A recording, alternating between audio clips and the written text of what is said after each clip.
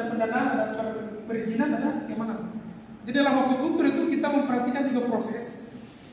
Namun tidak lupa kita harus ada perizinan. Jangan sampai kita sudah berbudidaya skala besar, namun ternyata kita tidak punya izin. Jadi kita dianggap melanggar aturan atau tidak menjalankan aturan yang dikehendaki oleh kementerian ataupun standar dukung budidaya. Kemudian mari kita lihat ruang lingkup ya, berdasarkan kegiatan. Jadi di perikanan ini ada terbagi di perikanan tentang budidaya, pengolahan dan tangkap. Yang ujung-ujungnya adalah semua ke konsumen. Perikanan budidaya bisa langsung konsumen, pengolahan ke konsumen, perikanan tangkap ke konsumen. Semua sama. Namun bisa juga dari budidaya ke pengolahan, perikanan tangkap ke pengolahan. Tetap juga kembali konsumen. Jadi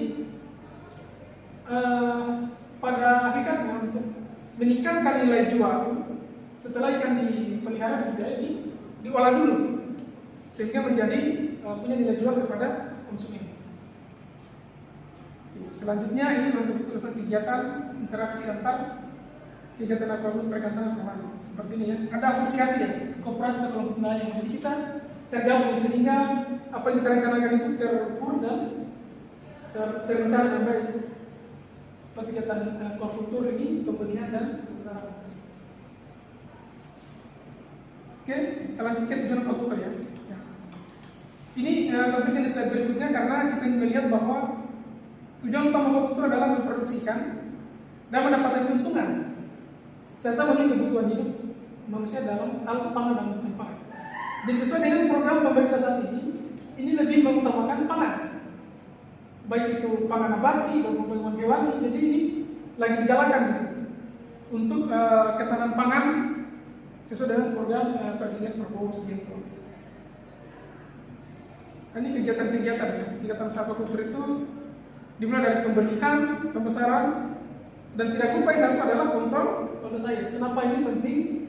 Karena mulai dari pembenihan, pemijahan induk, penetasan, pemeliharaan itu membutuhkan suatu keilmuan, termasuk pembesaran juga, termasuk pembesaran. Jadi sebenarnya dan pada prinsipnya bahwa memelihara ikan sebenarnya juga memelihara airnya. Jadi hal-hal seperti suhu, pH, salinitas kekeruan ini selalu diperhatikan dan selalu diukur untuk keberlangsungan budidaya kita.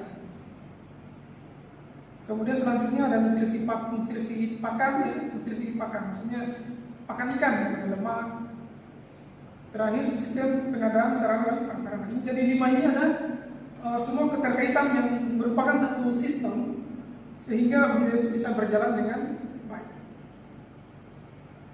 Ya, teknologi budidaya ada intensif, super intensif, semi intensif. Ya. Super intensif, semi intensif. Ada sistem tradisional. Jadi kita jelaskan ke satu-satu. Bahwa tradisional itu gini. Jadi dia hanya menyediakan rata-rata itu pakan dari alam, tidak menggunakan ada teknologi. Jadi dia masih sistem budidaya tradisional. Dan tentunya kepadatan dari kolam juga itu terbatasi ya, tidak apa seperti sistem modern yang seperti saat ini. Kemudian semi intensif, ya dia juga masih ada masukan pakan dari luar, namun dia belum terlalu tingkatkan, dia mengandalkan pupuk. Budidaya intensif menambahkan sejumlah pakan tambahan, namun yang lebih bagus kita biasa orang pakai budidaya super intensif, yaitu dengan menambahkan baik itu pupuk, probiotik, pakan buatan, dan kicil. Ini yang saat ini, jadi kita memproduksi ikan dengan banyak gitu, dengan memanfaatkan teknologi yang ada.